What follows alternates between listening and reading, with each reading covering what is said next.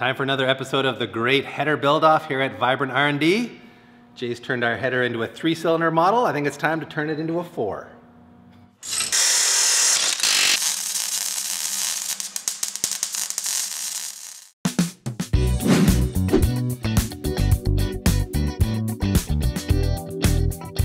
Jay's been busy finish welding these first 3 runners, and now the time has come to finish the 4th. Yeah, we're gonna wrap it up as far as welding goes. What I've done so far is taken the first 2 outside runners that we completed first, like that we mocked up first. Yeah. Welded them kind of in place in the jig. I'm really not used to doing that, but in this particular case, to make sure the runners didn't move, we welded them in place and on the jig. Usually I kind of have them like I do here, which is my last runner, and I'm going to, usually I have them like in a vise where I can rotate it, position it however I need to. Mm-hmm. And then it makes it much easier to get, good positioning on welding and that sort of thing. And, right. And we can, I can explain to you guys how, some of the steps we do to make sure we have good penetration, nice, good consistent welding on runners like this and around the manifold flange. Okay. And once I've got it in place here, I take, some tin foil, yeah. Pretty simple stuff, you can get it anywhere. And I just tear off a piece, ball it up, and I just plug the end. Okay, and why is that? Well, what we're gonna do is we're gonna purge the pipe and fill it with gas. Okay. But we don't wanna seal it off. Okay. So we're gonna put gas in one end and let the gas naturally disperse as it's feeding while we're welding. Okay. So the reason for that is that when you purge, you want to try and create the weld quality on the inside of the pipe the same as the outside. Right. So you want to have inert gas covering the weld at all times from any angle. Okay. So purging helps you accomplish that. Capping the end makes sure that you don't, have any of the purge gas escape. Okay. And you don't want it to escape too quickly, and you don't want it to be forced in too quickly to make sure that you're not dragging in more oxygen, or that the amount of cracks available for the gas to escape are still less volume being displaced than being pushed in by the purge tube. Yeah. So I usually do that just off the welder with a simple silicone line. Yeah. I mean, if you want, you can get fancy. There's purging plugs. I used to have them for, you just stick them in there, a little wedge piece. They have a fitting on the end. It makes it nice and simple for connecting, disconnecting a purge. Okay. But we're doing something with an oval on one end and a round on the other, so I just stick to using tin foil. Okay. Keeps things... Makes a good enough seal? Makes a good enough seal, and that way, again, there's a little bit of room for the gas to escape. Right. Because if you finish welding and you seal up this pipe and you make everything so tight, the last point you weld will actually pop. It's being pressurized. It's being pressurized because of this gas is being pressurized inside. Right. The hot molten metal where you last weld is going to blow a hole in your pipe. Nice. So you want to make sure that gas, when you've got it feeding in, has a place to go other than your hottest point. It's kind of like after Pete goes for a bowl of chili. He needs somewhere for the gas to go. Yeah. Hey, when you gotta go, you gotta go, it's right? The same thing. So that's the rundown. I'm going to take this piece here, ball it up a little, wrap the tube around it, not totally form it. I'm going to put it in the tube, make it nice and snug. This silicone's a bit burnt from past purgings. Yeah. And then I've got it maybe about to there inside the pipe. And then I'm going to turn the gas on, let it sit for a couple minutes. Okay. It's going to fill the pipe up. And you have to remember that argon gas is heavy, so naturally we'll want to sit at the bottom. So you kind of have to judge based on experience after a little while as to maybe how much time it might take to fill this up of gas to make sure you've got an inert atmosphere inside. So you're going to start welding at the top and work your way down? No, I'm going to start welding at the bottom in this case because this is my position and the argon gas likes to sink. Okay, so start where the gas is? Start where the gas is. Okay. So naturally it's going to be down here first. Yeah.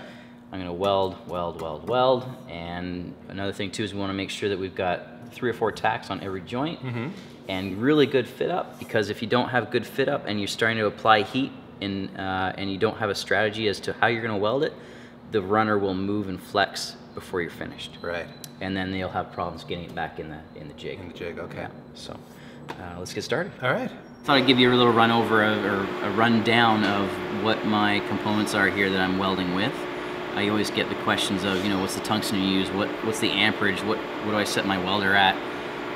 First, the best thing though is if you're a beginner welder, don't go out and buy a machine that's got all the bells and whistles on it until you're a well-versed welder, because that's going to get you to teach yourself technique, and technique is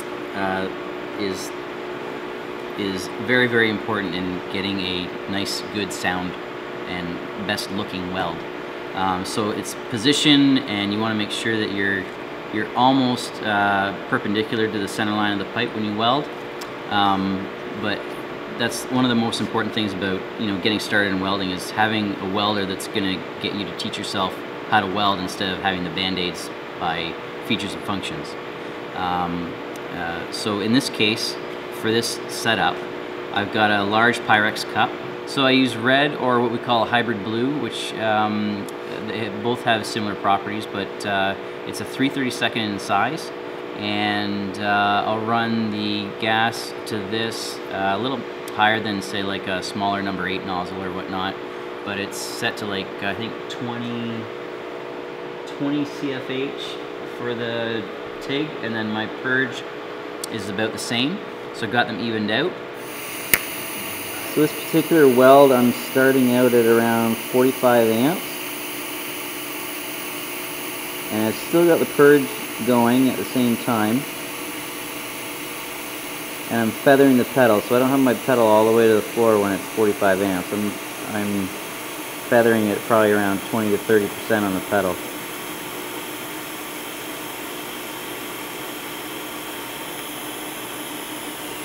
And I've got a post-purge set up, so I'm going to cover the weld and keep it nice and bright, keep the oxygen out of the weld puddle or in the hot area.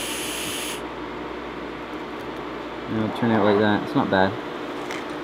So just stop, repeat process until it's done.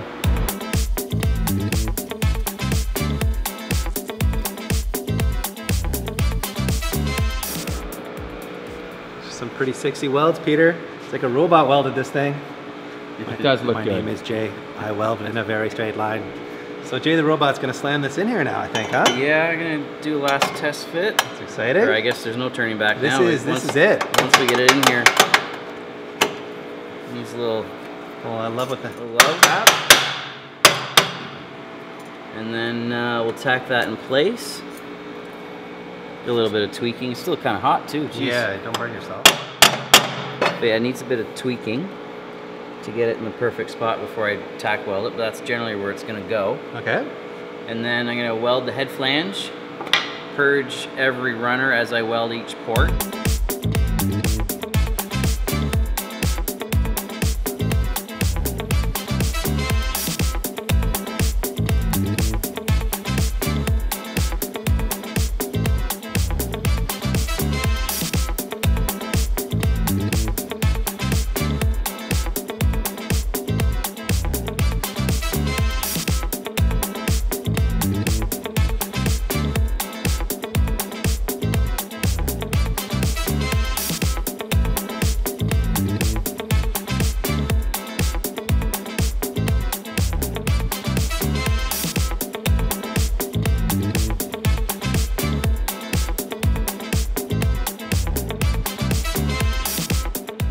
That's a wrap on this episode.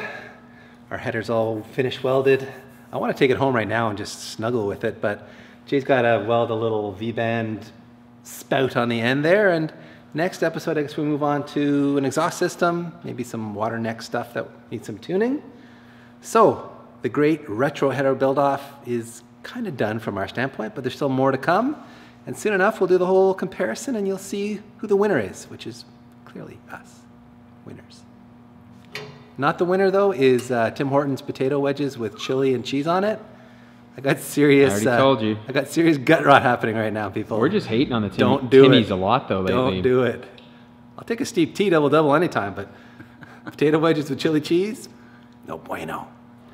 Now that Jay's finished fabrication on our beautiful, dare I say, sexual header, it's time to jump over to the Vibrant Performance channel and check out what Aaron's been doing on the 2002 here. Yeah. It's looking pretty tubular. We added some top secret torque magic aspects to this header. I see that. It's going to make at least 20 foot-pounds, maybe 30 foot-pounds of torque.